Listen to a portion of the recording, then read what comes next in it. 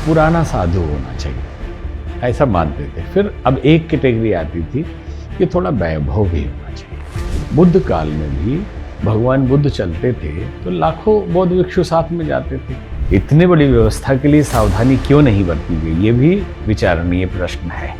उत्तर भारत के मंदिरों को तोड़ा गया, यहाँ की संस्कृति को ध्वस्त किया जहाँ उनका राज था। एक संत बैठे थे और 4 लड़कियां बैठी थी, बसबाजी कर रही थी, हमारी मर्जी। अब मॉडर्न हो गए कि कालगणना आर्कियोलॉजिकल सर्वे के हिसाब से बुद्ध काल के बाद है। मनुस्मृति में श्लोक आता है कि वर्ण परिवर्तन की व्यवस्था है और 3 दिन के अंदर उनको बर्खास्त कर दिया। कमेटी बिठाई हुई, 3 महीने तक इंक्वायरी होगी। इंक्वायरी में अगर सफल निकलती है और वो इंक्वायरी क्या मतलब खत्म कर दिया गया। वो समाज को नियंत्रित करने के लिए शास्त्रों में मिलावट करना। नमस्कार, आप देख रहे हैं न्यूज वॉच इंडिया। मैं हूं आपके साथ अंजलि रजावत। अक्सर हम रील्स में या फिर वीडियोस में तरह तरह के महंत देखते हैं और तरह तरह की उनको उपदेश देते, ज्ञान देते देखते हैं। लेकिन क्या वास्तव में जो 1 मिनट की रील में वो बताकर जाते हैं वो सच है क्या? और जो अभी हाल ही में राम मंदिर में हुआ है उसके पीछे की असल वजह क्या है, कौन कौन रहा है इसके पीछे, ये भी जानेंगे। साथ ही ये भी जानेंगे कि मनुस्मृति को लेकर तरह तरह की बातें जो होती हैं देश में, कोई पक्ष में बात करता है तो कोई कहता है कि ये जो मनुस्मृति में लिखा है बिल्कुल गलत लिखा है। और साथ ही ये भी जानेंगे कि आखिर एक महामंडलेश्वर का जीवन कैसा होता है, कैसे बनता है अखाड़ा। तो चलिए, हमारे साथ बातचीत करने के लिए आज स्टूडियो में खास शख्सियत मौजूद हैं। डॉक्टर महामंडलेश्वर उमाकांतानंद सरस्वती महाराज जी। महाराज जी, बहुत बहुत स्वागत है आपका इस न्यूज वॉच इंडिया में। महाराज जी, सबसे पहले तो आपसे और सवाल करूं, लेकिन आपके बारे में मैं जानना चाहूंगी कि आपका जीवन अभी तक कैसा रहा, क्योंकि बहुत छोटी सी उम्र में आपने दीक्षा ले ली थी। देखिए, हमारा जीवन बहुत साधारण रहा है, जैसे आम बच्चे होते हैं, और बहुत इसमें कॉम्प्लिकेशन नहीं है। कई बार लोगों को विचार ये आता है कि कोई वैराग्य हो गया होगा, फिर गृह त्याग कर दिया या कोई घटना घट गई होगी। बहुत सहज जीवन रहा।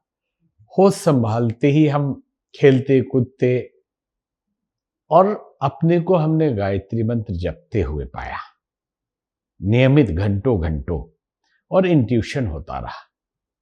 और ये घटना देखकर हमारे पिताजी, हम लोग बिजनेस फैमिली थी, कोल बिजनेस था, तो 6 भाई 1 बहन। बनोई मिनिस्टर थे, भाई लोगों ने बिजनेस संभाला। पिताजी माइनिंग इंजीनियर थे और कोल इंडिया के यूनियन लीडर भी थे। तो घर में माहौल नहीं था कि पूजा पाठ जैसा बहुत हो, फिर भी माता पिता करते थे। तो उन्होंने देखा कि बच्चा बहुत साधना करता है, जबकि एक तरफ जो आम बच्चे होते हैं वो सारी टेंडेंसी थी, शौक, खेलना कूदना, पिक्चर देखना और किसी भी एक्टर की आवाज निकालना, जो नहीं करते अभी हम लोग, लेकिन बचपन में ये था शौक। डांस, किसी का भी स्टेप करवा लीजिए, या जूडो कराटे। हाँ, तो पिताजी को लगा कि इनको कुछ और साधना संबंधी चीजें हमको दिखाना चाहिए। तो वो हर साल हमको काली पूजा के रात्रि को दक्षिणेश्वर ले जाते थे, कलकत्ता, और रात भर हम वहां जप करते थे। और उस काली माता की कृपा हमारे ऊपर रही कि जो अंदर से रही होगी जन्म जन्म से, वो प्रकट हो गई और उन्होंने गाइड करना शुरू किया। लोग अलग अलग तरीके से बातों को समझेंगे, ये बहुत गुप्त बात है, फिर भी हम खोल रहे हैं कि उन्होंने प्रत्यक्ष रूप से हमेशा हमको बाल्यकाल से गाइड किया। बोलने के लिए हम बोल सकते हैं कि मुन्ना भाई MBBS का केमिकल लोचा भी हो सकता है, लेकिन जब 1000 टाइम्स वो संदेश सत्य हो तो हम तो मानते हैं, दुनिया माने या ना माने। जो भगवत दर्शन की बात लोग करते हैं, मैं कहता आँखन देखी, हम वो जिंदगी जीते रहे हैं और जी रहे हैं। फिर हमारे माता पिता हरिद्वार गए और वो थे ठाकुर रामकृष्ण परमहंस के शिष्य। तो प्रत्यक्ष दीक्षा नहीं मिली थी, तो शांति कुंज गए। तो उनको वहां पता चला कि रामकृष्ण परमहंस के ही अगला जन्म ये गुरुदेव पंडित श्री राम शर्मा आचार्य है। तो उन्होंने वहां दीक्षा ले लिया। आगे तो घर में माहौल गायत्री परिवार का हो गया, लेकिन हम तो गायत्री मंत्र जप ही रहे थे घंटों। फिर एक दिन हमने पिताजी से ऐसे ही कहा, हम लोगों के समय पिताजी बाबूजी के सामने जाना मुश्किल काम, आप कुछ भी कर लीजिए, फिर भी धार्मिक चर्चा होती थी। हमने कहा आपके गुरुजी नेता टाइप के हैं, कोई साधु तो लगते नहीं। और उसी दिन हम कुर्सी पे बैठे हुए थे और नींद आ गई, और सपने में गुरुजी आए, पंडित श्री राम शर्माचार्य। उन्होंने कहा आप हमारे शिष्य, आपको स्पेशल लाया गया है। तो पिताजी को बताया हमने, अगले दिन वो ले गए और गुरु दीक्षा हुई। और फिर 10th के बाद 1 साल हम रहे, एक महीने का ट्रेनिंग लिया। फिर घर वालों की इच्छा थी कि सब बिजनेस कर रहे हैं तो एक MBBS कर ले, तो बायो से हमको फिजिक्स केमिस्ट्री बायोलॉजी से 12 कराया गया। और उसी समय सपने में गुरुजी आ गए। मतलब छोटी सी जिंदगी है, लेकिन इसमें बड़ा ही अद्भुत है लोगों को समझने के लिए कि क्या ऐसा भी संभव है कि कोई एम्बिशियस बालक समाज में कुछ करना चाहता हो, एक आर्टिस्ट, पेंटर, डिजाइनर, एक्टर सीधे सीधे कहे, और सीधे घर छोड़ देता है। तो सपने में वो भी आदेश आया, तो हमने पिताजी को बताया, तो बोले नहीं नहीं आपको विदेश जाना है MBBS के लिए, तो अभी ये सब नहीं, 5 साल के बाद। तो हमने कहा 2-3 दिन के लिए मिलने के लिए तो छूट दे सकते हैं। तो हम हरिद्वार गए, मिलना मुश्किल था उतने बड़े संत के लिए से एक बच्चे का, मिले, हाथ में चावल फूल पैसा दिया, उन्होंने संकल्प कराया कि 11 साल तक घर नहीं जाना, और अगर जाना भी है तो किसी शादी विवाह मृत्यु कार्यक्रम में नहीं जाना है, गायत्री शक्तिपीठ में रुकना है और बुला के मिलना है बस। तो हमने कहा ओके ठीक है। और मन में हम सोचते रहे कि विदेश पढ़ने जाना था, जा नहीं रहे, और घर वाले तो मारेंगे बहुत कि पढ़ाई छूट गई। तो गुरु आदेश हुआ कि विदेश आप पढ़ाने जाएंगे, पढ़ने नहीं। दुनिया को पढ़ाने के लिए आप आए हैं, पढ़ने के लिए नहीं, हर जन्म में पढ़ना ही है। तो शून्य में हम चले गए। 2 महीने के बाद हमने चिट्ठी भेजा, चिट्ठी का जमाना था, डर से फोन नहीं कर पाए, लैंडलाइन फोन था।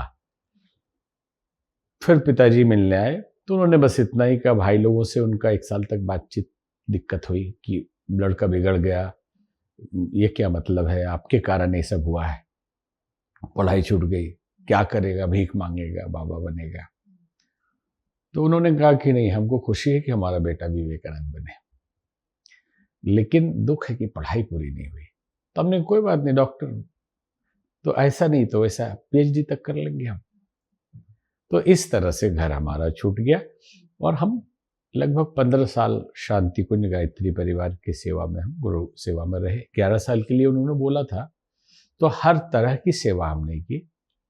1 साल बर्तन धोते रहे 8 घंटे 9 घंटे, फिर सैकड़ों स्कूल कॉलेजेस में लेक्चर दिए हमने वहाँ के लिए, फिर वहाँ के लिए लगभग 30-40 कंट्रीज में लेक्चर दिए। उनके शोध संस्थान की जिम्मेवारी रही, जिसमें न्यूरोलॉजी, पैथोलॉजी पढ़ाई की पूरी हमने विदाउट डिग्री। EEG करना, अल्फा EEG करना, EMG जो आजकल साइबर विजन सिस्टम पर रिसर्च हो रहे हैं, वो 30 साल पहले हमने सब किया है। और memory, steadiness, reaction time, EQ, IQ, और इतनी कैपेसिटी परमात्मा ने दिया कि देख ले तो ब्लड ग्रुप सहित उनका पूरा आचरण स्कैन कर सकते थे, अभी नहीं करते काम। ये सब किया हमने, फिर बीच में पढ़ाई करते रहे। तो ग्रेजुएशन 4 सब्जेक्ट में किया हमने, post graduation ancient Indian culture history archaeology से गुरुकुल कांगड़ी विश्वविद्यालय से किया, और PhD yoga tradition in ancient India from beginning to Jesus, archaeological cultural historical survey of yoga, इस पे किया, जो दिल्ली विश्वविद्यालय से प्रतिभा प्रकाशन से पुस्तक छपी है। तो ये छोटी सी जिंदगी रही। छोड़ने के बाद हमने अपनी संस्था बनाई, डिवाइन इंटरनेशनल, और शाश्वतम फाउंडेशन मॉरिशस में रजिस्टर्ड किया। अभी लगभग 40 कंट्रीज में हमारे अपनी संस्था की ब्रांच है। और जूना अखाड़े से संन्यास लिया हमने। संन्यास के गुरु हैं श्रीमंत हरिहरानंद सरस्वती ब्रह्मलीन, और जूना अखाड़े के महामंडलेश्वर हम बहुत काल उसी समय से हैं, मतलब उनमें पुराने हो गए एक तरह से। तो जैसे कि आपने बताया कि आप फिलहाल जूना अखाड़े से आपने संन्यास लिया, आप महामंडलेश्वर भी उसी अखाड़े से हैं। तो जूना अखाड़े से आप कैसे जुड़े, और महामंडलेश्वर की उपाधि कैसे, ये पद कैसे मिलता है? हुआ क्या कि जब हम वहाँ रह रहे थे तभी संगीत का शौक था, टाइम मिल नहीं रहा था। तो एक पंडित राजीव लोचन भट्ट बहुत बड़े संगीतकार थे हरिद्वार में, वहाँ हम संगीत सीखने जाते थे क्योंकि हमने म्यूजिक में भी प्रभाकर किया कथा करने के लिए, कथा बचपन से कर रहे थे। तो वहीं एक संत स्वामी रविंद्रानंद सरस्वती वो भी सीखने आते थे, उनसे दोस्ती हो गई। फिर हमने जब वहाँ से छोड़ा तो उन्होंने कहा संन्यास ले लीजिए। तो कहाँ ले, क्या परंपरा हमको कुछ मालूम नहीं। तो उनके थ्रू, उन्हीं के गुरुजी से हमने संन्यास लिया। तो पहले तो संन्यास फिर महामंडलेश्वर समझना जरूरी है। संन्यास का मतलब होता है, एक तो डायरेक्ट होते हैं कि बाल्यकाल से वैराग्य है, आप अकेले हैं तो संन्यास आप लेते हैं, जो स्वामी विवेकानंद, दयानंद ऐसे। और बहुत कठिन कार्य है, लोग समझ लेते हैं कि गेरुआ वस्त्र पहन लिए और चल दिए। 7 पीढ़ी माँ के तरफ से श्राद्ध तर्पण करना पड़ता है, 7 पीढ़ी पिता के तरफ से श्राद्ध तर्पण करना पड़ता है, जिंदा माँ बाप का श्राद्ध पिंडदान करना पड़ता है, फिर अपना पिंडदान करना पड़ता है, तब आप सन्यासी बनते हैं। और आपकी अपनी जिंदगी कुछ होती नहीं, नाम गोत्र सब कुछ खत्म हो जाता है, जाति वर्ण सब कुछ खत्म। अब महामंडलेश्वर तो अखाड़े की परंपरा है, साधुओं की 10 नामी, गिरिपुरी, सरस्वती, भारती, तीर्थ, अरण्य, पर्वत, सागर, वन, ऐसे 10 नाम होते हैं। आदि जगतगुरु शंकराचार्य जी ने सन्यासियों को संगठित करने के लिए इस नाम की व्यवस्था की थी। तो चाहे निर्वाणी अखाड़ा हो, चाहे निरंजनी अखाड़ा हो या जूना अखाड़ा हो, सब में 10 नाम ही होंगे। इसलिए उसके नाम के आगे लिखा रहेगा पंचायती 10 नामी निरंजनी अखाड़ा, पंचायती 10 नामी जूना अखाड़ा, ऐसे नाम होंगे। तो महामंडलेश्वर एक गुरु का पोस्ट है। मैनेजमेंट साधु लोग संभालते हैं, जो हर 6 वर्ष में एक सभापति चुने जाते हैं, 4-6 सचिव होते हैं, फिर श्री महंत होते हैं, फिर जितने मठ मंदिर उस अखाड़े के अंदर में आते हैं उसके महंत होते हैं, जिनको स्थानाधिपति कहा जाता था, जो जल्दीबाजी में थानापति कह देते हैं। फिर वहाँ कोठारी होते हैं, भंडारी होते हैं, कोतवाल होते हैं। जो आज पुलिस व्यवस्था में नाम सब दिखाई दे रहा है वो सब अखाड़े का ही है, क्योंकि अखाड़ा एक मिलिट्री सिस्टम है, ये फौज है। आदि जगतगुरु शंकराचार्य जी ने एक सेना बनाई थी पहली, उस सेना का नाम था भैरव सेना। जो आज जूना अखाड़ा है ये भैरव सेना ही है, क्योंकि जूना अखाड़ा का नाम जूना अखाड़ा है ही नहीं, इसका नाम है भैरव अखाड़ा। लेकिन ये ओल्डेस्ट होने के कारण रजिस्ट्रेशन की दृष्टि से अलग अलग अखाड़े जल्दी रजिस्ट्रेशन कराए हैं, तो बोल सकते हैं कि हमारा पुराना है। लेकिन जूना का मतलब ही है पुराना, मराठी गुजराती में पुराने को जूना कहा जाता है। इसलिए आप भैरव अखाड़ा नहीं जानते होंगे, जूना अखाड़ा ही जानते हैं। तो सिस्टम इसका ऐसे चलता है, जैसे पुलिस में मोबाइल फोर्स होती है तो इसमें रमता पंच होते हैं, जो उनको गाड़ी मिलती है वो घूमते रहते हैं, जाके मठों की व्यवस्था देखते हैं, फिर रिपोर्ट करते हैं अपने सेंटर को। तो बड़ी व्यवस्था है। और उसी में ज्ञान देने के लिए, उपदेश देने के लिए महामंडलेश्वर होते हैं। अब ऐसे इसको समझ सकते हैं कि chief commandant officer of Naga regiment is Mahamandaleshwar. ठीक है। तो इसके लिए कुछ कैटेगरी होती थी कि पहले तो सन्यासी होना चाहिए किसी भी अखाड़े से, 10 नाम में से कोई जरूरी नहीं कि उसी अखाड़े का सन्यासी हो। आप निरंजनी के सन्यासी हैं तो जूना में महामंडलेश्वर हो सकते हैं। जैसे निर्वाणी अखाड़े के सन्यासी आचार्य महामंडलेश्वर अवधेशानंद गिरी जी हैं और आचार्य हैं जूना अखाड़े के। ठीक है। तो आप बदल सकते हैं, जैसे निर्वाणी अखाड़े के शिष्य हैं महामंडलेश्वर यतीन्द्रानंद गिरी जी, स्वामी सत्यमित्रानंद जी के शिष्य और महामंडलेश्वर जूना अखाड़े के हैं। तो ये इंटरचेंज रहता है। तो बनाने की प्रक्रिया में जैसे राज्याभिषेक होता है राजा का, वैसे ही महामंडलेश्वर साधु को बनाते हैं। आम साधु ही उस दिन एक तरह से साधुओं का राजा बनता है। तो 13 अखाड़े की अनुमति आवश्यक होती है।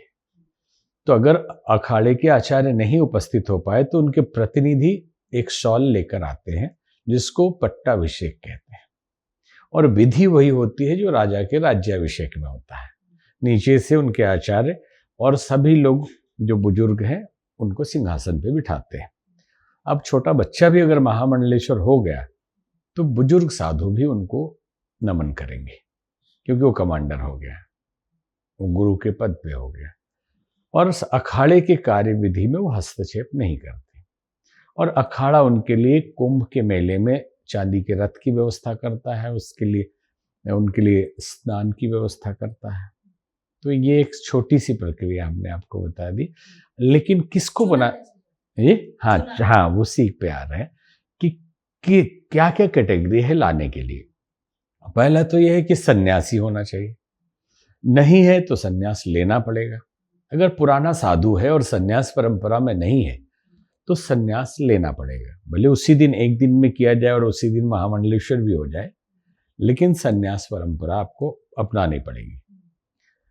फिर माना जाता था कि वो शास्त्रों का ज्ञाता हो, क्योंकि गुरु है तो ज्ञान देना पड़ेगा, समाज को मार्गदर्शन करेगा, धर्म का वो एक तरह से ध्वजावाहक है, तो ज्ञानी होना चाहिए शास्त्रों का। और समाज में उसकी प्रतिष्ठा बहुत सकारात्मक होनी चाहिए कि अगर प्रतिष्ठा गिरी हुई है तो ऐसे को भी कैसे गुरु बना देंगे। और पुराना साधु होना चाहिए, ऐसा मानते थे। फिर अब एक कैटेगरी आती थी कि थोड़ा वैभव भी होना चाहिए। तो अब हम भी यही सोचते थे कि पैसे की जरूरत क्या है साधु होने में। साधु होने में कोई पैसे की जरूरत नहीं, आप गुरु बन रहे हैं, एक तरह से राजा बन रहे हैं। 1000 साधु आपके मठ में आ गए और आज भोजन कराना है तो कहाँ से कराएंगे? वो तो कहेंगे हमारे महामंडलेश्वर जी कहाँ, आज हम लोग प्रसाद लेते हैं और फिर दक्षिणा भी आपको देना है, क्योंकि वो साधु दूर दूर से फकीर हैं, आ रहे हैं और उनको आगे जाना है, तो किराया भी तो दीजिएगा। कोई नौकरी बिजनेस तो है नहीं, लेकिन आप उनके राजा हैं। आप नहीं बोल सकते कि हमारे पास है नहीं, हम तो किस लिए आप बने, आप भी एक साधारण साधु रहिए। तो यहाँ पे थोड़ा सा वो वैभव का फैक्टर आता है, जिसके लिए समाज के लोग कई बार कटाक्ष करते हैं कि इसमें पैसे की क्या जरूरत है जरूरत। आप कहेंगे आज के काल में हो रहा है, नहीं, बुद्ध काल में भी भगवान बुद्ध चलते थे तो लाखों बौद्ध भिक्षु साथ में जाते थे, तो किसी की गरीब के घर में ठहर सकते थे वो? उस 1 लाख आदमी का भोजन कौन कराता? कोई राजा करवाएगा। तो राजा के घर ठहरते थे ताकि उन साधुओं की व्यवस्था हो सके। तो ये छोटी सी प्रक्रिया रहती थी। अब उसमें बहुत सारे हेरफेर दिखाई देते हैं समय अनुसार। थोड़ा सा मैं आपको ये बैक स्टोरी पे जाना चाहूंगी। ममता कुलकर्णी को महामंडलेश्वर का पद दे दिया गया था, तो जो जो जो बातें आपने बताई हैं वो तो उनसे जुड़ी हम इस पे बताते हैं। देखिए, बहुत अखाड़ों में बहुत लोगों को दे दिया गया और फिर बर्खास्त किया गया। जैसे राधे माँ को दिया गया था, कभी एक समय था, और 3 दिन के अंदर उनको बर्खास्त कर दिया गया। कमेटी बिठाएगी, 3 महीने तक इंक्वायरी होगी, इंक्वायरी में अगर ये सफल निकलती है और वो इंक्वायरी क्या वो मतलब खत्म कर दिया गया, वो समझ गए कि गलत है, गलत व्यक्ति को बना दिया गया है। ऐसे ही समय समय पे होता रहता है। एक गाजियाबाद के किसी बिल्डर को बना दिया गया था अचानक, जिसके पीछे बहुत सारे कंस्ट्रक्शन क्राइम और ये सब था, जो रातों रात उनको भी हटाना पड़ा जिस अखाड़े ने बनाया। अब ममता कुलकर्णी का जहां तक सवाल है, हर आदमी का जीवन अपना है, साधना अपने तरीके से वो कर सकता है, लेकिन जो उनके वक्तव्य हम सुनते हैं तो संतुलित नहीं लगता। सिद्धि मिल गई है तो कुंडलिनी जग गई है, आसान काम है। अभी डांस करते करते और फिल्मी एक्टिंग करते करते अचानक आपको सिद्धि प्राप्त हो जाएगी, है? तो अगर हो गई है तो नमन है, बहुत अच्छी बात है। अब जहां तक उनको महामंडलेश्वर बनाने का सवाल है, तो हमारा प्रश्न पब्लिक से, मीडिया से भी है कि क्या ममता कुलकर्णी पुरुष है या महिला है? क्या है बताइए? महिला है ना? या किन्नर है? वो महिला है। तो फिर किन्नर अखाड़े से महामंडलेश्वर कैसे बनती है वो? या तो उनको किसी साध्वी से बनना चाहिए, सन्यासियों से दीक्षा लेना चाहिए, किसी भी अखाड़े से। किन्नर तो न्यूटर जेंडर के लिए है, किन्नरों को बनाने के लिए बनाया गया है। और इनको महामंडलेश्वर किसने बनाया? किन्नर ने बनाया, और किन्नर अखाड़े से महामंडलेश्वर बने। तो यहीं पे बात खत्म हो जाती है कि ये प्रॉपर नहीं है, और इसके कारण किन्नर अखाड़े के आचार्य को बर्खास्त कर दिया गया कि भाई किन्नर को आप दीक्षा देने का। एक औरतिया आ रहा था, हिंदी बोलेंगे तो। जैसे कि आपने कहा कि ये कोई चॉकलेट नहीं है, खा लो। अभी एक और चेहरा वायरल हुआ था कुंभ से, हर्षा रिछारिया। हर्षा रिछारिया ने अभी हाल ही में संन्यास धारण किया है, ऐसी खबरें आई बीच में। हाँ, नहीं, संन्यास किसी के लिए लेना कोई बुरी बात नहीं है, लेकिन संन्यास का पालन उसके पश्चात होना चाहिए, क्योंकि हमारी परंपरा में, भारतीय संस्कृति में 4 आश्रमों की व्यवस्था है।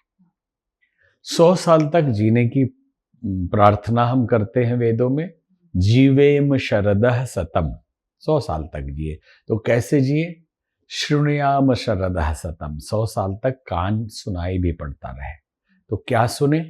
भद्रम कर्णे भी शृणुयाम देवा, अच्छी अच्छी चीज सुने। पश्याम शरदः सतम, 100 साल तक दिखाई भी पड़े। तो 4 आश्रम क्या है? तो 25-25 साल बांटे थे। ब्रह्मचर्य 25 साल, गुरुकुल जाना, पढ़ाई करना, तपस्या करना, ज्ञान अर्जन करना, और गृहस्थ भी एक आश्रम है। बिल्डिंग को आश्रम नहीं कहा जाता। लोग कहते नहीं हमारा आश्रम है, आप सब भी आश्रम में, अपने अपने आश्रम में। तो गृहस्थ एक आश्रम है 25 साल के लिए, 25 की उम्र से 50 की उम्र तक गृहस्थ आश्रम। फिर आप परिवार की जिम्मेवारियों को कम करके थोड़े समाज की जिम्मेवारी भी लेते हैं, उसको वानप्रस्थ आश्रम कहते हैं। फिर जब 75 के हो गए तो कंप्लीट सब कुछ छोड़ दिया जाता, नाम, कुल, गोत्र और सांसारिक सब आसक्तियों से त्याग लेके जहां जाना है उसकी तैयारी करते हैं, वो होता है सन्यास। तो ये 2 तरह से चलता है कि आप चौथेपन में सन्यास लेते हैं, जब सब दुनिया देख लिया, अब जाने की तैयारी है, तो सन्यास होता है। और एक होता है कि नहीं, परम तपस्वी है, जन्म जन्म से साधु है और वो बचपन से ही उसी वृत्ति में जी रहा है, तो सन्यास लेता है। जैसे स्वामी विवेकानंद, दयानंद आदि जगत गुरु, शंकराचार्य डायरेक्ट है। तो हर्षा रिछारिया ने सन्यास लिया, कोई बुरी बात नहीं है। सन्यास के नियम का पालन करें, ऐसी प्रार्थना हम परमात्मा से करेंगे कि उनको सद्बुद्धि दे। अब आपका एक प्रश्न था कि कुंभ के मेले में बड़ा बवाल हुआ, तो वो भी मीडिया के द्वारा प्रसारित ज्यादा था हमारे हिसाब से, क्योंकि बहुत बड़ी बात नहीं है। जब संत महामंडलेश्वर शाही स्नान के लिए जाते हैं तो उनके शिष्य लोग शौक से भी ऑरेंज वस्त्र पहन के और माला वगैरह पहन के, तिलक लगा के साथ में स्नान में चले जाते हैं। तो ये कोई बहुत बड़ी बात नहीं कि इसको बात का बतंगल बनाया जा सके। और जैसे आप पूजा पाठ में झांकियां बनती है ना, शिव जी बन जाते हैं लोग, राधा कृष्ण बनते हैं और बनते हैं। इस पे प्रसंग आया है तो बोलने का भी लग रहा हमको कि दुख लगता है कि अपने गाड़ियों में लोग घूम रहे हैं जुलूसों में, और राधे कृष्ण को बना के रोड पे नचवा रहे हैं। हम अभी गए थे ओरछा एक कार्यक्रम में, जो कलश यात्रा थी, हम लोग गाड़ी में हैं, रथ में, और राधे कृष्ण रोड पे नाच रहे हैं। तो हम जा किधर रहे हैं?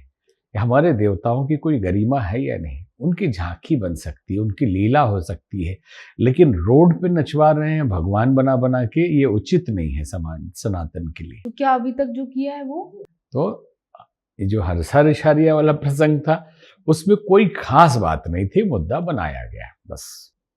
जैसे कि आपने एक उदाहरण दिया कि आप रथ पर थे और रोड पर जो झांकियां थी, मतलब आपने देखा कि राधा कृष्ण नाच रहे हैं उनका। हाँ, अभी एक बहुत ही ज्यादा ये कहूंगी कि राम मंदिर पे राजनीति हुई है। राम मंदिर ये कहे कि राजनीति का केंद्र बन गया। चढ़ावा चोरी में जो कुछ खुलकर सामने आया, फिर उसमें पूरी तरीके से राजनीति हो रही है। तो क्या ये सनातन के लिए ठीक है? देखिए, सनातन के लिए मंदिरों में चोरी होना, मंदिर की व्यवस्था पे कोई आरोप लगना, ये उचित नहीं है, नहीं होना चाहिए। लेकिन एकदम एक तरफ से सोचना भी उचित नहीं है। किसी के घर में भी चोरी हो सकती है, नहीं होना चाहिए, हो सकती है। साउथ के मंदिरों की व्यवस्था बहुत सशक्त है। इधर के बड़े मंदिरों में अभी व्यवस्था बनाने में समय लग रहा है। हमारा अपना मानना है कि ये अभी सीख ही रहे हैं। पहली बार तो इतना बड़ा मंदिर बना है अयोध्या में, और जो व्यवस्था की टीम में लोग रहे हैं, अब इनको अब जांचा जाएगा कि इनका ईमानदारी कितनी है और ये मंदिर व्यवस्था संभालने लायक है या नहीं। लेकिन अचानक किसको कौन समझ पा रहा है? जो हुआ, दोषियों को सजा कड़ी मिलनी चाहिए, दोषियों को सजा मिलनी चाहिए और मिलेगी भी, ये तो कानून की बात है। प्राचीन काल से मंदिरों के घंटे चोरी हो जाते थे, मंदिरों की घड़ियां चोरी हो जाती थी, शिव जी के ऊपर के घंटे चोरी हो जाते थे, मंदिर के सामान चोरी हो जाते थे। तो यहां हम उसके पक्ष में नहीं बोल रहे हैं कि चोरी होना चाहिए, जो हुआ गलत है, होना ही नहीं चाहिए, क्योंकि आपको व्यवस्था पहले से ही सशक्त स्ट्रांग रखना चाहिए था। आपको हर जगह सीसीटीवी लगाना चाहिए था, हर चीज में पारदर्शिता रखनी चाहिए थी। लेकिन ये कहां ढील हुई, इस विचारणीय प्रश्न है और दोषियों को ढूंढना चाहिए। और निश्चित ही सरकार इस पे जो कर रहे हैं लोग, खोज खबर जारी है। अब राजनीति का मुद्दा नहीं बनाना चाहिए, और पहले से ही बना हुआ है। हाँ, वो तो जगह ही राजनीति का मुद्दा बना हुआ है। लेकिन इसमें इतना समझना चाहिए कि बस एक चोरी हुई है, चोर पकड़े जाएं और आगे की व्यवस्था अच्छी की जाए। आगे के लिए उस टाइप के लोग ना हो, उनकी बहुत तरह से जांच हो और पारदर्शिता के लिए डिजिटल जितने सिस्टम हो सकते हैं वो अपनाया जाए, ताकि कोई चोरी ना कर सके आगे से। तो संतों की जगह राजनेताओं को जिम्मेदारी देना, वो भी राम मंदिर की, जिसके लिए 500 सालों का संघर्ष हुआ, ये सही था? राजनेता कौन है, जैसे नहीं समझ पाए हम। राजनेता मतलब, अब जैसे कि आप बात कर लीजिए चंपत राय, एक तरीके से तो राजनेता है, वो संत तो है नहीं। देखिए ये व्यवस्था, अब हम किसी के व्यक्तिगत तो कुछ नहीं बोलेंगे। कोई जरूरी नहीं कि साधु व्यवस्था साधु का काम साधना करना, मैनेजमेंट भी संभालना हो सकता है। लेकिन अब किस साधु को देंगे ये भी डिसाइड करना बड़ा मुश्किल काम है। और चंपत राय या विश्व हिंदू परिषद के पुराने जो लोग हैं, तो वो एक तरह से गृह त्यागी है, भले ही सफेद वस्त्र में है। हमने जो देखा है कि वो अशोक सिंघल जी हो या बाकी लोग हों जो इसके लिए काम कर रहे हैं या करते रहे हैं, संघर्ष करते रहे हैं, तो कोई बुरी बात नहीं थी कि व्यवस्था उनको दी गई। तो अब ये है कि अगर वो दोषी हैं तो उनको भी सजा मिलनी चाहिए। अगर कोई साधु वेश में ही होता और वही उस समय ही ये घटना घट जाती तो क्या कर लेते आप? अगर साधु वेश में ही कोई होता, साधु ही होता और चोर चोरी कर ले जाए, जो नीचे वाले लोग हैं, तो अगर वो दोषी हैं तो ये जांच का विषय है। अगर चंपत राय जी के निर्देशन में हुआ है तो वो भी जाएंगे, और अगर उनको बेचारे को पता ही नहीं है और नीचे से सब होता रहा है, तो इतना कहेंगे कि मैनेजमेंट में उनकी कमी रही।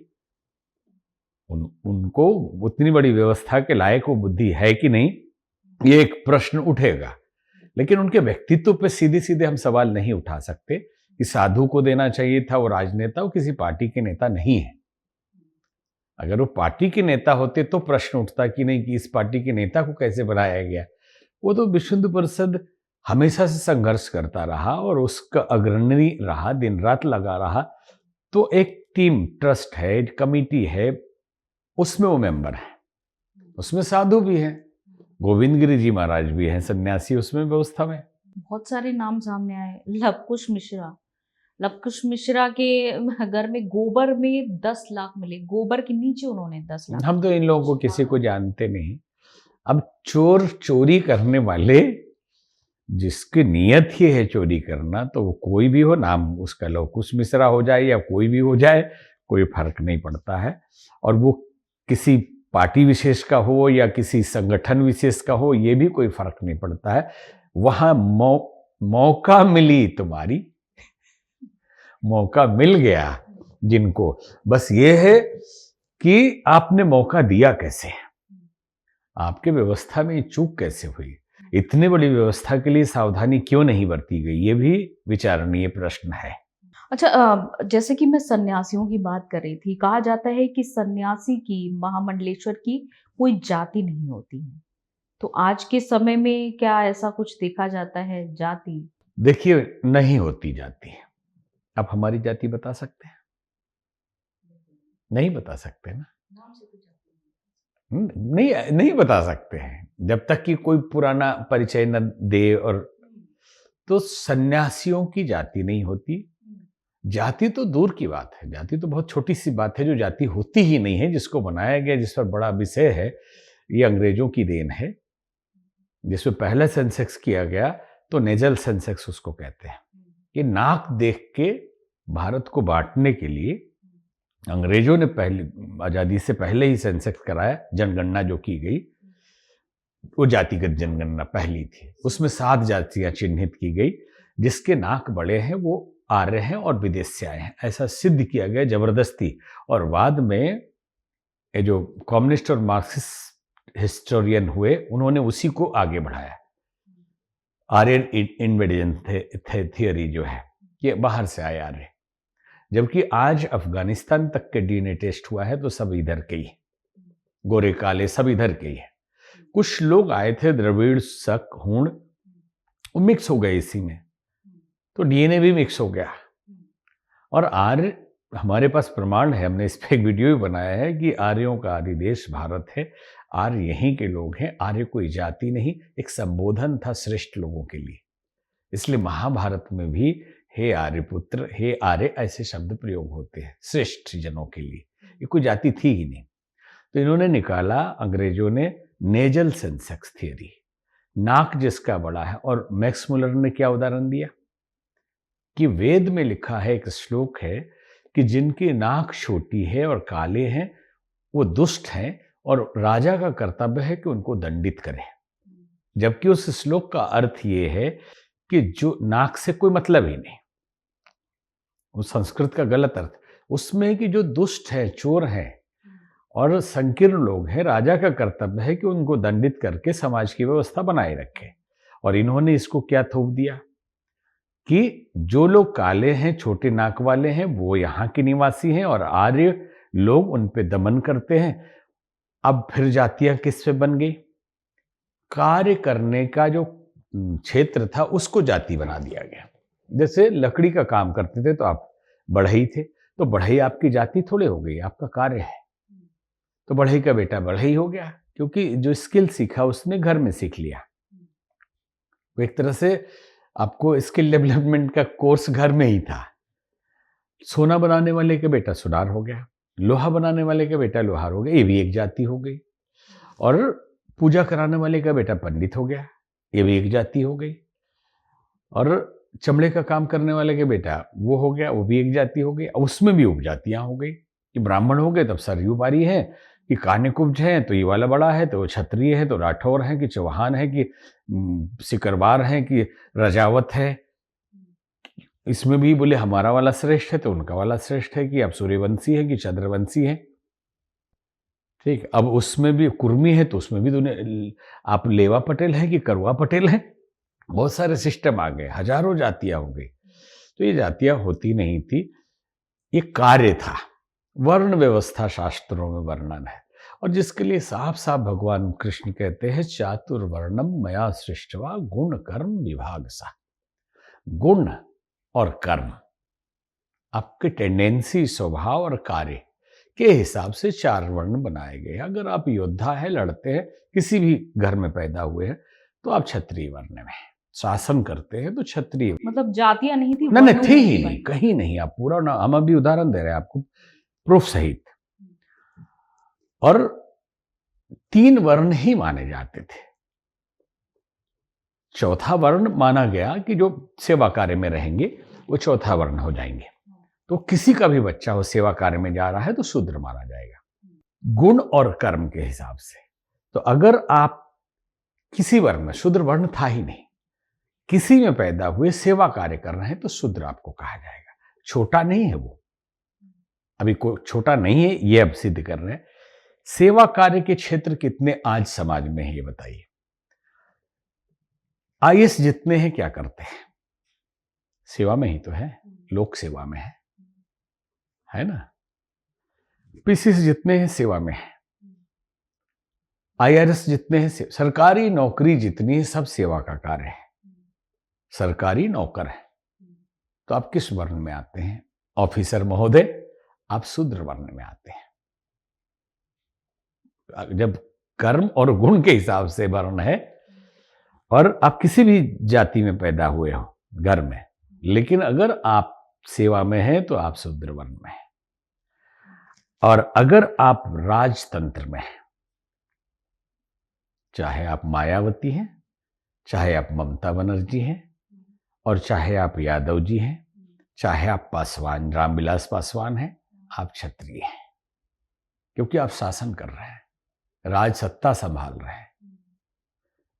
आप मिलिट्री में जा रहे हैं, किसी भी घर से जा रहे हैं, कर्नल, जनरल, कमांडर जो भी हैं, आप क्षत्रिय हैं।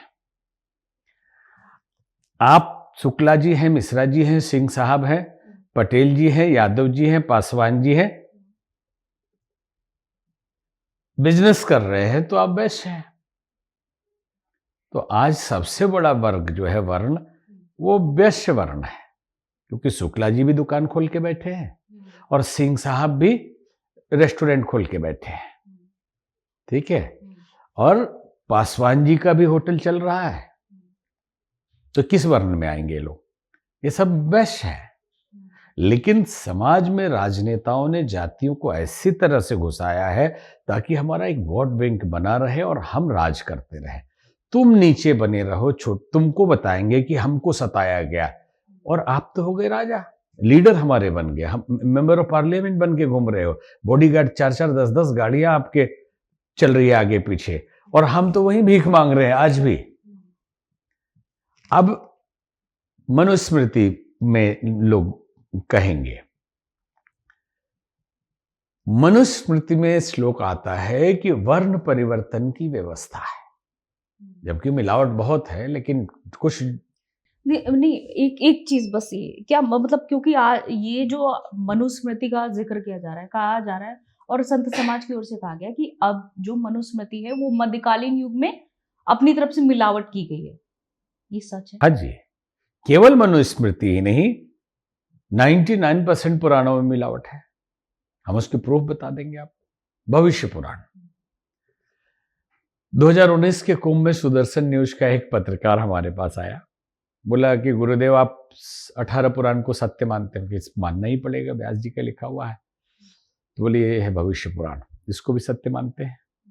तो वो मानते हैं। तो देखिए आखिरी चैप्टर लिखा है कि मोहम्मद नाम, जीसस नाम के अवतार आएंगे और कल्याण करेंगे। मेकाले नाम के ऋषि आएंगे जो अज्ञान अंधकार में भटक रहे भारतवंशियों को ज्ञान के आलोक में ले जाएंगे। तो इसको सत्य मानते हैं? नहीं, मिलावट है।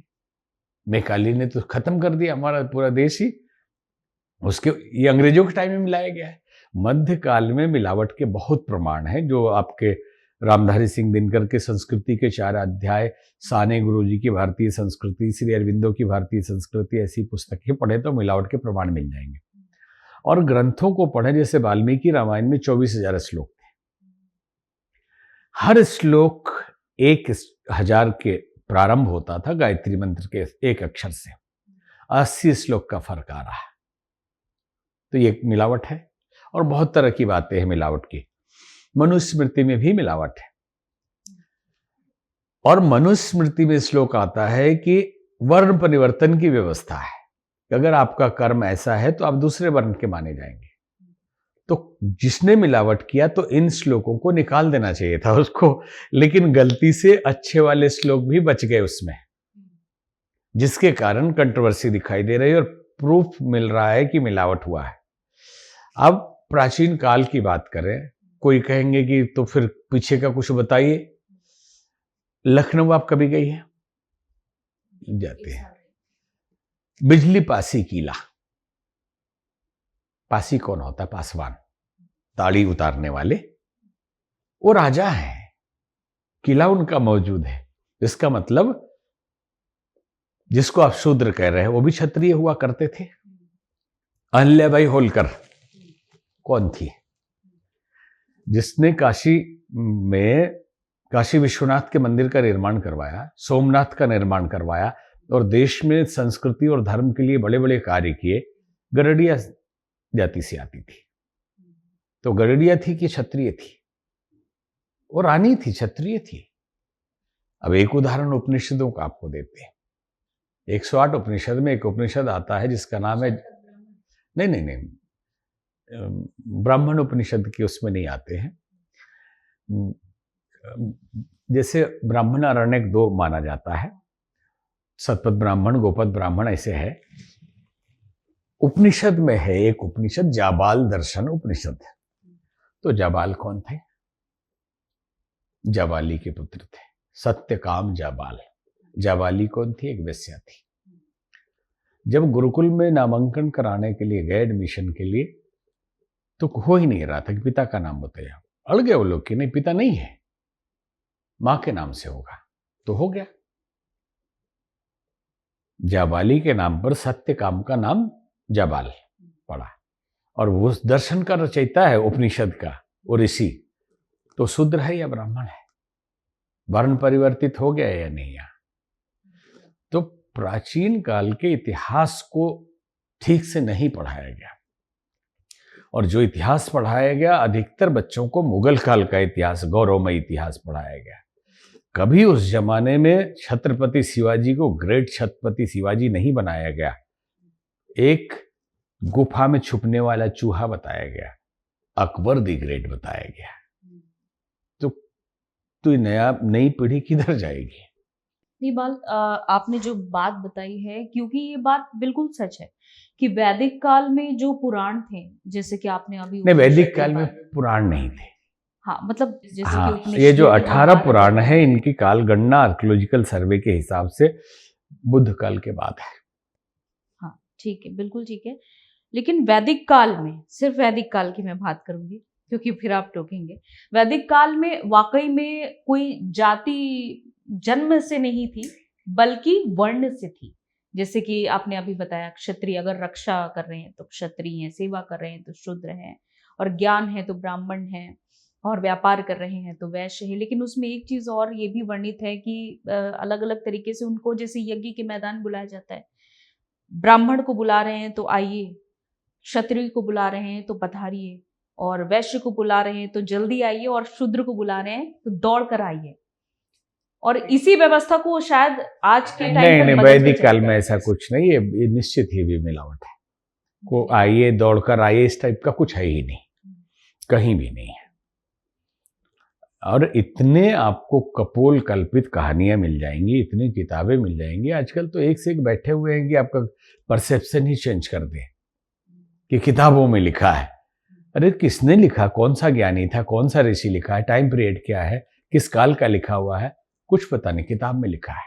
तो जो मनुस्मृति में नारियों को लेकर भी वर्णित है कि जन्म से लेकर मृत्यु तक किसी न किसी पुरुष की, ये कहते कि कंट्रोल ही कहेंगे, कंट्रोल में है। जन्म है तो पिता है, शादी के बाद, मैरिज के बाद पति के साथ पति की रक्षा में है, फिर जब वृद्धावस्था में है तो पुत्र की रक्षा में। नहीं, इस पे भी मिलावट है। देखिए, वैदिक काल में ऋषिकाएं हुआ करती थी, जो ब्रह्मचारी होती थी उनको ब्रह्मवादिनी कहा जाता था, और शादी हो जाने के बाद सदोवधू कहा जाता था। नारियां नेतृत्व करती थी, समाज संभालती थी, किसी के नेतृत्व में रहे ऐसा बंधन नहीं था। युद्ध में भी जाती थी केकई, राजा दशरथ के साथ जो 2 वचन लिए थे, वो युद्ध में नारी जा रही है तो अंडर में है, वो वॉरियर है, और वेदों की ऋचाओं का निर्माण कर रही है। अपाला, भोसा, लोपामुद्रा, मैत्रेयी, गार्गी, उभय भारती जज बन रही है, शंकराचार्य और मंडन मिश्र के, उसमें तो अंडर में है वो। उतनी तेजस्वी, उतनी ही ज्ञानी सावित्री सत्यवान के अंदर में है, या सीता मैया राम जी के अंडर में है? अंडर में नहीं है, बराबरी पर है। ठीक है, तो ये मिलावट है। इस अंडर का कुछ नहीं है यहाँ पे। आप प्राचीन भारत के इतिहास में नारियों की स्थिति पर ग्रंथ मिल जाएंगे, वहां पढ़े तो आपको स्पष्ट मिलेगा कि ये सब अब लोग मॉडर्न जमाने की बात करते हैं। यूरोप को मॉडर्न मानते हैं ना। यूरोप में नारियों की स्थिति क्या थी? आप कहेंगे कि बड़े मॉडर्न हैं, आधे कपड़े पहनते हैं। नहीं, हम जो बोलना चाह रहे हैं, जानबूझ के हम ये बोल रहे हैं कि कपड़ा फाड़ के पहनो, जींस पहनो तो मॉडर्न हो गए हैं। वो एक न्यूज चैनल पे डिबेट चल रहा था लिव इन रिलेशन और मनमानी पर। एक संत बैठे थे और 4 लड़कियां बैठी थी, बहसबाजी कर रही थी, हमारी मर्जी, हम मॉडर्न हो गए हैं। नहीं, कपड़ों से तो कोई भी नहीं बोल रहे हैं, आधुनिकता कपड़ों से नहीं। तो हम आधुनिक समाज का थोड़ा आईना दिखाना चाहते हैं, यूरोपियन समाज का। 50 से पहले, 1950 से पहले यूरोप में नारियों की स्थिति क्या थी? यूरोप में उसके पहले माना ही नहीं जाता था कि नारी को आत्मा होती है, इसलिए नारी की गवाही कोर्ट में नहीं माना जाता था। यूरोपियन कल्चर बता रहे हैं, इस्लामिक कल्चर भी और क्रिश्चियन कल्चर भी, कि नारी के अंदर आत्मा नहीं होती है। बाद में सिमन द बोवर ने आंदोलन किया तो जाके हुआ कि 2 नारी बराबर 1 पुरुष। ये आधुनिक समाज की मान्यता बता रहे हैं कि 2 नारी गवाही देगी तो एक आदमी के, अब जाके वो बदल गया। तो जिनका अनुकरण कर रहे हैं, हमारे यहाँ बहुत एडवांस रहे हैं और मिलावट कर करके हमारे ऊपर थोपा गया है कि हमारे यहाँ नारियों की, जहाँ लिखा जा रहा है उसी मनुस्मृति में, यत्र नारेस्तु पूज्यन्ते रमन्ते तत्र देवता, जहाँ नारियों की पूजा होती है वहाँ देवता रहते हैं और वहाँ गुलाम बना के रखा जाएगा। हमारे यहाँ घूंघट प्रथा भी नहीं थी।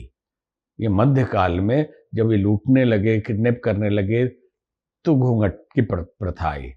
उसके पहले की किसी भी सीता मैया का घूंघट कभी देखा? सावित्री का घूंघट देखा? या पुराणों में कहीं घूंघट की प्रथा आ गई हो? और साउथ में तो कल्चर ही नहीं है घूंघट। और नहीं, इधर भी नहीं था। साउथ में इसलिए नहीं है कि मुगलों का प्रभाव साउथ में नहीं रहा। कहने के लिए आप कहते हैं कि मुगलों ने पूरे भारत पे इतने साल राज किया, कहाँ किया? आगरा, पानीपत, दिल्ली, आधा राजस्थान, बस। यहाँ तक कि ये जो पूजा हम करते हैं, सिर पे पल्लू रखना, ये साउथ में नहीं है। नहीं, हम जो एक कहना चाह रहे हैं कि जो लोगों के दिमाग में बैठा है ना कि इतने साल तक 100 साल तक मुगलों ने राज किया भारत पे, कितने भारत पे राज किया? चोलों का साम्राज्य अलग था, उधर राजेंद्र चोल का पूरा साउथ, वो इंडोनेशिया तक उसका कब्जा था समुद्र पर। मुगल आगरा, लखनऊ, दिल्ली, पानीपत तक, इधर जो उत्तर भारत, इधर कहा, वो उत्तर भारत भी पूरा नहीं। और महाराष्ट्र के हैदराबाद भी किसी दूसरे के हाथ में था।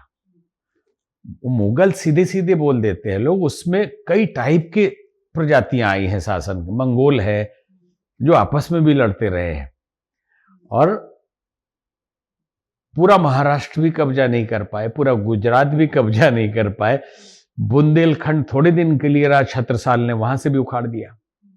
उधर छत्रपति शिवाजी ने भगा दिया, महाराष्ट्र गुजरात करने ही नहीं दिया। तो किधर भारत पे आपका राज था? पूरे भारत पे। बांग्लादेश भी जो आज है भारत ही था, वहां तक तो पहुंचे नहीं।